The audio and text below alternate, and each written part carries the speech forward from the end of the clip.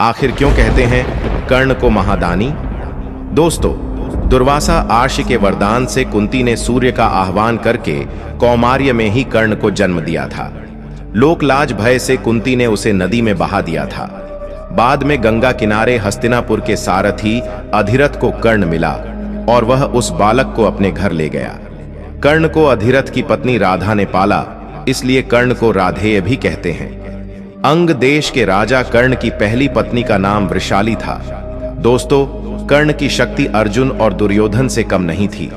उसके पास इंद्र द्वारा दिया गया अमोघास्त्र था, जिसे इंद्र ने कवच और कुंडल के बदले में दिया था। अमोघास्त्र देवे वक्त इंद्र ने कहा था कि तुम इसका प्रयोग एक ही बार कर सकते हो।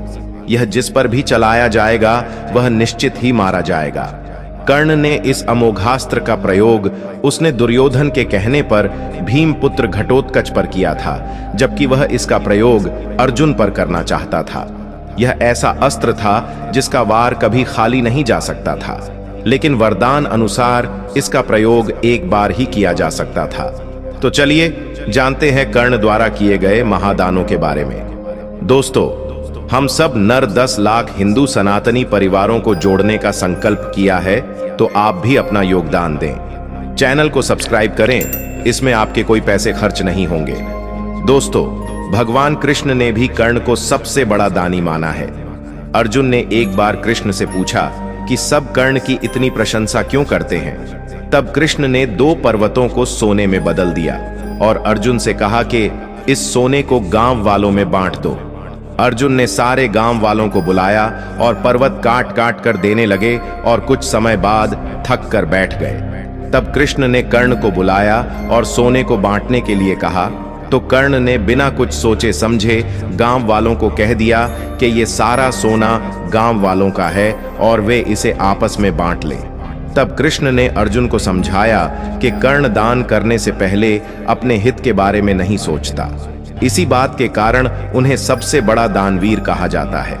दोस्तों, भगवान कृष्ण यह भली भांति जानते थे कि जब तक कर्ण के पास उसका कवच और कुंडल है, तब तक उसे कोई नहीं मार सकता। ऐसे में अर्जुन की सुरक्षा की कोई गारंटी नहीं। उधर देवराज इंद्र भी चिंतित थे, क्योंकि अर्जुन उनका पुत्र था। भगवान कृष्ण और देवराज इंद्र दोनों जानते थे कि जब तक कर्ण के पास पैदाइशी कवच और कुंडल हैं, वह युद्ध में अजेय रहेगा। दोनों ने मिलकर योजना बनाई और इंद्र एक विप्र के वेश में कर्ण के पास पहुंच गए और उनसे दान मांगने लगे। कर्ण ने कहा, मांगो। विप्र बने इंद्र ने कहा, नहीं, पहले आपको वचन देना होगा कि मैं जो मांगूंगा आप वो दे देंगे। कर्ण ने तैश में आकर जल हाथ में लेकर कहा, हम प्रण करते हैं विप्रवर, अब तुरंत मांगिए। तब इंद्र ने कहा, राजन, आपके शरीर के कवच और कुंडल हमें दान स्वरूप चाहिए। एक पल के लिए सन्नाटा छा गया। कर्ण ने इंद्र की आंखों में झांका और फिर दानवीर कर्ण ने बिना एक क्षण भी गंवाए अपने कवच और कुंडल अपने शरीर से खंजर की सहायता से अलग किए और विप्रवर को सौंप दिए। इंद्र ने तुंगरत वहां से दौड़ ही लगा दी और दूर खड़े रथ पर सवार होकर भाग गए। लेकिन कुछ मील जाकर इंद्र का रथ नीचे उतरकर भूमि में धंस गया। तभी आकाशवाणी हुई, देवराज इंद्र, तुमने बड़ा पाप किया है। अपने पुत्र अर्जुन की जान बचाने के लिए तूने छलपूर्वक कर्ण की जान खतरे में डाल दी है।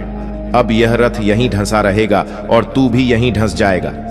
तब इंद्र ने कर्ण को कवच कुंडल के बदले अमोघ अस्त्र दिया। दोस्तों, एक बार कुंती कर्ण के पास गई और उससे पांडवों की ओर से लड़ने का आग्रह करने लगी। कर्ण को मालूम था कि कुंती मेरी मां है। कुंती के लाख समझाने पर भी कर्ण नहीं माने और कहा कि जिनके साथ मैंने अब तक का अपना सारा जीवन बिताया, उसके साथ मैं विश्वासघात नहीं कर सकता। तब कुंती ने कहा कि क्या तुम अपने भाइयों को मारोगे? इस पर कर्ण ने बड़ी ही दुविधा की स्थिति में वचन दिया, माते, तुम जानती हो कि कर्ण के यहाँ याचक बनकर आया कोई भी खाली हाथ नहीं जाता आता। मैं तुम्हें वचन देता हूं कि अर्जुन को छोड़कर मैं अपने अन्य भाइयों पर शस्त्र नहीं उठाऊंगा। दोस्तों, जब महाराज युधिष्ठिर इंद्रप्रस्थ पर राज्य करते थे, तब वे काफी दान आदि दिया करते थे। पांडवों को इसका अभिमान होने लगा।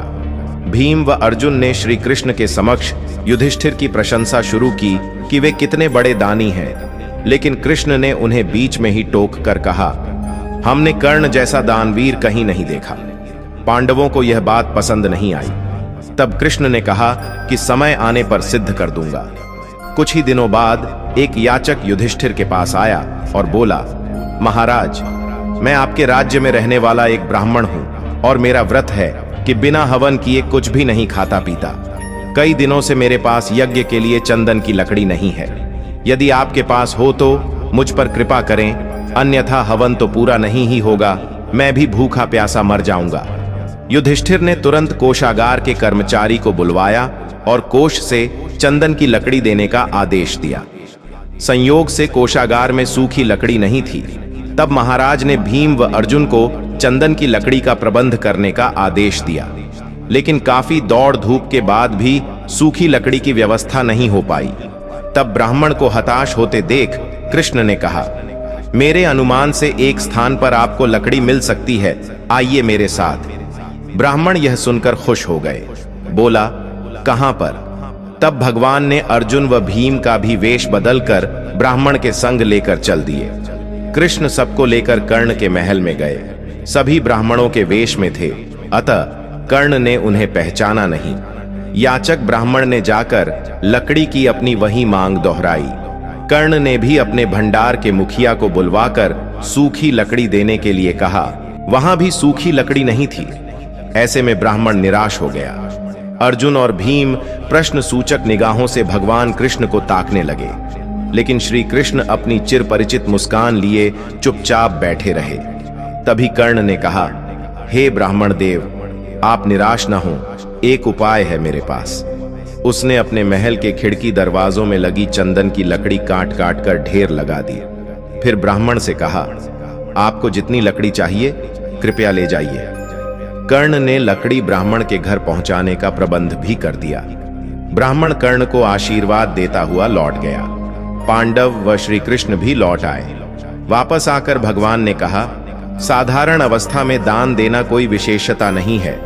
असाधारण परिस्थिति में किसी के लिए अपने सर्वस्व को त्याग देने का ही नाम दान है। अन्यथा हे युधिष्ठिर, चंदन की लकड़ी के खिड़की द्वार तो आपके महल में भी थे।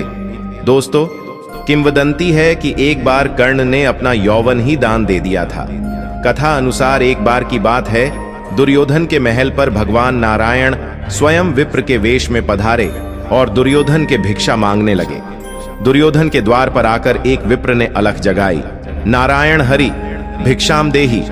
दुर्योधन ने स्वर्ण आदि देकर विप्र का सम्मान करना चाहा तो विप्र ने कहा, राजन, मुझे यह सब नहीं चाहिए।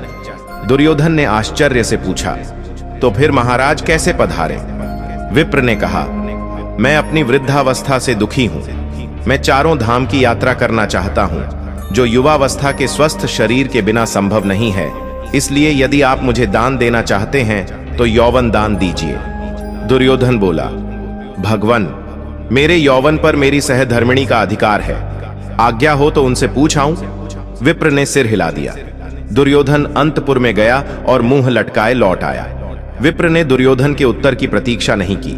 वह स्वत समझ गए और वहां से चलते बने। उन्होंने सोचा, अब महादानी कर्ण के पास चला जाए। कर्ण के द्वार पहुंचकर विप्र ने अलख जगाई, भिक्षाओं देहि। कर्ण तुरंत राजद्वार पर उपस्थित हुआ। विप्रवर, मैं आपका क्या अभीष्ट करूं? विप्र ने दुर्योधन से जो निवेदन किया था वही कर्ण से भी कर दिया। कर्ण उस विप्र को प्रतीक्षा करने की विनय करके पत्नी से परामर्श करने अंदर चला गया, लेकिन पत्नी ने कोई न नुक्कर नहीं की। वह बोली, महाराज, दानवीर को दान देने के लिए किसी से पूछने की जरूरत क्यों आ पड़ी? आप उस विप्र को निसंकोच यौवन दान कर दें। कर्ण ने बिना विलंब यौवन दान की घोषणा कर दी। तब विप्र के शरीर से स्वयं भगवान विष्णु प्रकट हो गए, जो दोनों की परीक्षा लेने गए थे। दोस्तों, कर्ण दान करने के लिए काफी प्रसिद्ध था। कहते हैं कि कर्ण जब युद्ध क्षेत्र में आखिरी सांस ले रहा था तो भगवान कृष्ण ने उसकी दानशीलता की परीक्षा लेनी चाहिए। वे गरीब ब्राह्मण बनकर कर्ण के पास गए और कहा कि तुम्हारे बारे में काफी सुना है और तुमसे मुझे अभी कुछ उपहार चाहिए। कर्ण ने उत्तर में कहा कि आप जो भी चाहें मांग लें। ब्राह्मण ने सोना मांगा। कर्ण ने कहा कि सोना तो उसके दांत में है और आप इसे ले सकते हैं। ब्राह्मण ने जवाब दिया कि मैं इतना कायर नहीं हूं कि तुम्हारे दांत तोड़ूं। कर्ण ने तब एक पत्थर उठाया और अपने दांत तोड़ लिए। ब्राह्मण ने इसे भी लेने से इनकार करते हुए कहा कि खून से सना हुआ यह सोना वह नहीं ले सकता। कर्ण ने इसके बाद एक बाण उठाया और आसमान की तरफ चलाया। इसके बाद बारिश होने लगी और दांत धुल गया। तो इसी के साथ धन्यवाद दोस्तों।